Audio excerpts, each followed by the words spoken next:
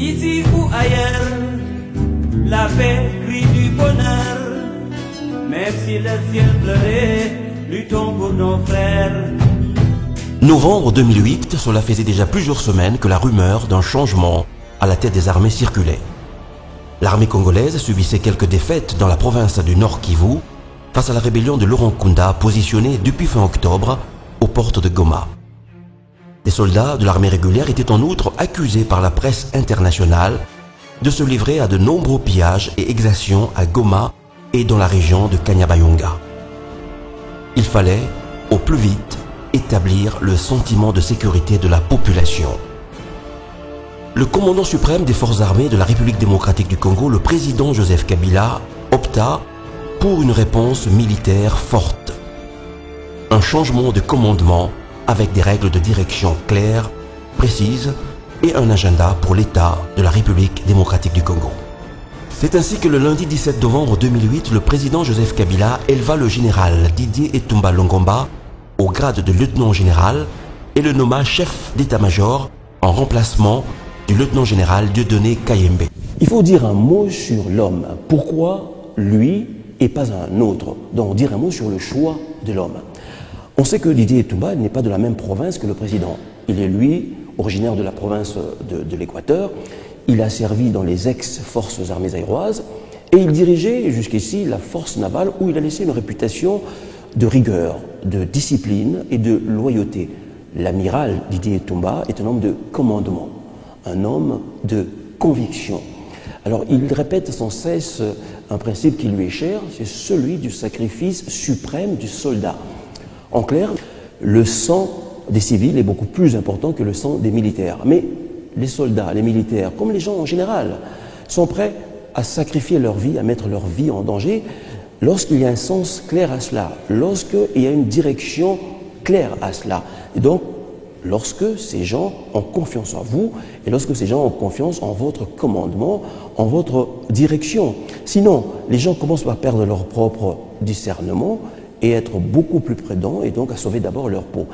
Et le chef de l'État fait appel à Didier Etumba à ce moment-là parce qu'il est le mieux placé, le mieux à même, tel un capitaine dans une équipe de football, à transmettre de manière claire les nouvelles directives de nos forces armées congolaises. Aussi parce que Didier Etumba est celui qui va réussir à fédérer de manière assez claire et rapide les soldats autour de ce principe, le sacrifice suprême du soldat. La cérémonie de passation de commandement et de reconnaissance de grade s'était déroulée le jeudi 27 novembre 2008 au quartier général de l'état-major général des FARDC à Mongalema, en présence du chef de l'État Joseph Kabila, du ministre de la Défense, des présidents des deux chambres du Parlement et des membres du gouvernement. À cette occasion, le lieutenant-général Didier Etumba a pris des mains du président Joseph Kabila l'étendard du commandement de l'état-major général des FARDC. Lieutenant-général Didier Etumba, je vous remets cet étendard, symbole de votre commandement. Vous le garderez et défendrez jalousement jusqu'au sacrifice suprême. Auparavant, le nouveau promu a prêté serment devant le commandant suprême des FARDC. Je jure solennellement et de loi de la République d'accomplir avec loyauté et honneur toutes les missions qui me sont confiées et consacrer toutes mes forces et tout mon savoir-faire à défendre l'indépendance, la souveraineté, l'intégrité territoriale de la République démocratique du Congo contre toutes les formes d'invasion ou d'agression. Le nouveau chef d'état-major général a immédiatement occupé le siège sur lequel s'étaient assis ses prédécesseurs, le lieutenant Dieudonné Kayembe Mbanda Nkulu et le lieutenant-général Kisempia Sungilanga. Multipliant les tournées d'inspection et de commandement, mais également sanctionnant sévèrement toute dérive de ces hommes, le chef d'état-major releva avec satisfaction que dans des territoires repris aux rebelles par l'armée nationale, la population refaisait à nouveau confiance aux FARDC avec lesquels elle vivait en bonne intelligence.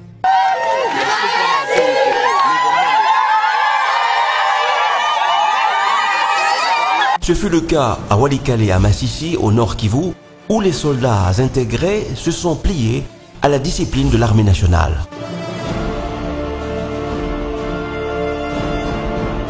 Face aux milices résistantes, les FARDC montrèrent une détermination et une stratégie implacables. Conscients que les milices armées, avec leur soutien de l'étranger, se nourrissent des défaillances résultant d'une décennie de guerre qui a paralysé le pays, le chef d'état-major général des FARDC, Didier Etumba, firent des réformes importantes sous la supervision du commandant suprême, le président Joseph Kabila.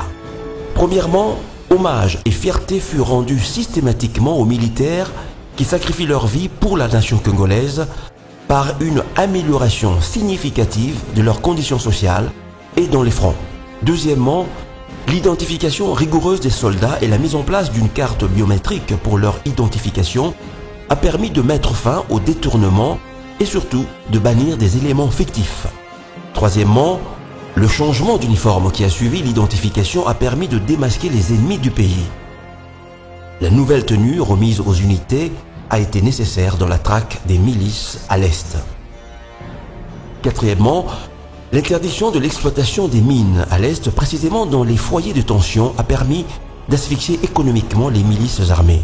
C'est ainsi qu'aujourd'hui les FARDC sont mieux disposés que jamais à mener à bien toutes les opérations destinées à sécuriser, à protéger le peuple congolais sur l'ensemble du territoire. L'opération Amanileo a, en novembre 2010, atteint tous ses résultats. Les derniers éléments des FDLR ont été maîtrisés et plusieurs villages, dont Bunia, sont aujourd'hui sous le contrôle total des FARDC.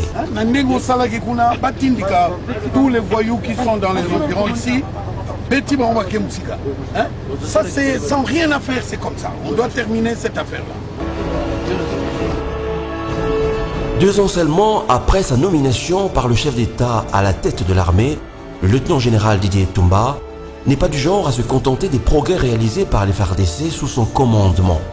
Il ne veut surtout s'attirer aucun motif de gloriole personnelle. Il attribue plutôt ce succès à toute son armée, à ses hauts officiers, à ses officiers, aux soldats, au travail accompli avant lui par ses prédécesseurs sur ce siège de commandement, sous la supervision du commandant suprême, le chef de l'État. En cela, il a raison, parce que l'armée, c'est d'abord une affaire de tous. Il a fallu bien évidemment réussir avant tout l'intégration des forces rebelles dans l'armée nationale. Donc le changement a commencé avec lui. Mais le changement s'est accéléré avec le lieutenant-général Didier Etumba. Parce que la principale chose qui a changé aujourd'hui, en tout cas chez les militaires, c'est ce sentiment de direction claire, ce sentiment de voie tracée. On sait désormais où on va et pourquoi on y va. Vous savez ça bien? Correctement, général. Vous assure? Nous assure, non. Le Kutate, mon général. Naïb, ça, commandant suprême qui m'a cambié bien. Moi, en tout cas, mon général, sans vous mentir, nous assure l'opération de Zosal. Bon, le roi Bobois qui va en la frontière, dans Ngomba. Bon, dit Masuba Kitao. Ah, ouais, mon général, ce qui m'a meki. A cause de biloko ya propre pays mo kwa kondimake oui mutonga na komeka kamisu. Naïb bino bien 6e brigade voilà mi bali ya solo. Bon mon général. Aussi bo bingali be bango et pai bagi na kati. Naïb bino bien. Na chaka motema na nga et pas na bino. Bon mon général. Très bien. Voilà ka ba vrai mi bali. Na yo kate on a cité mutonga nde bo za pembeni na ngowa.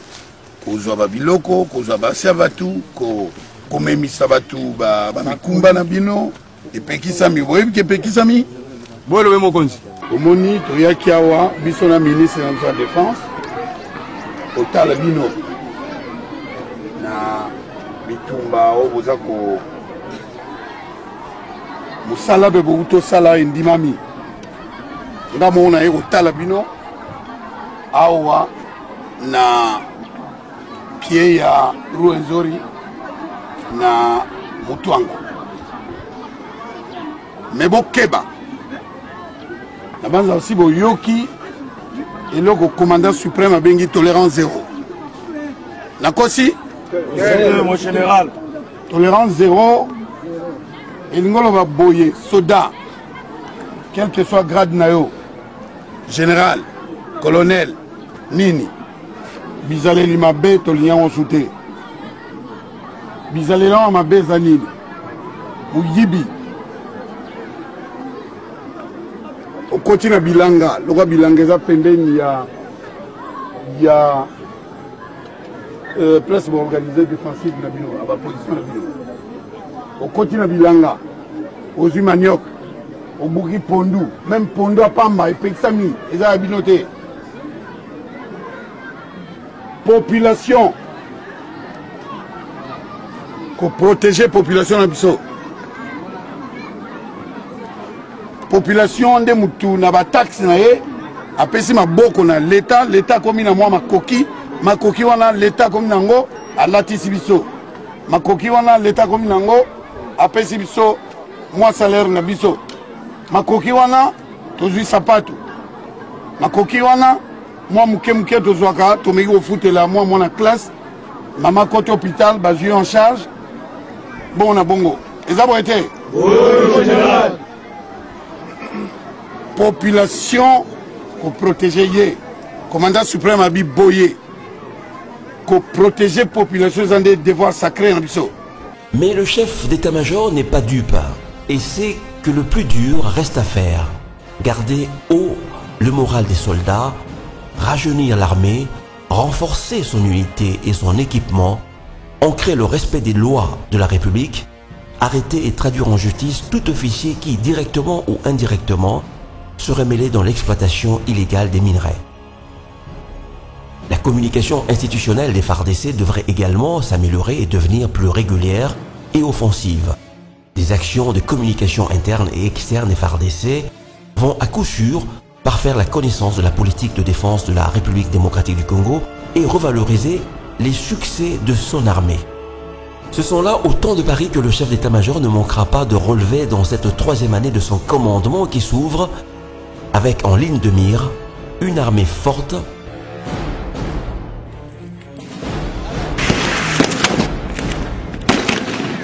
pour une nation souveraine et indépendante, une armée forte comme bouclier du peuple congolais.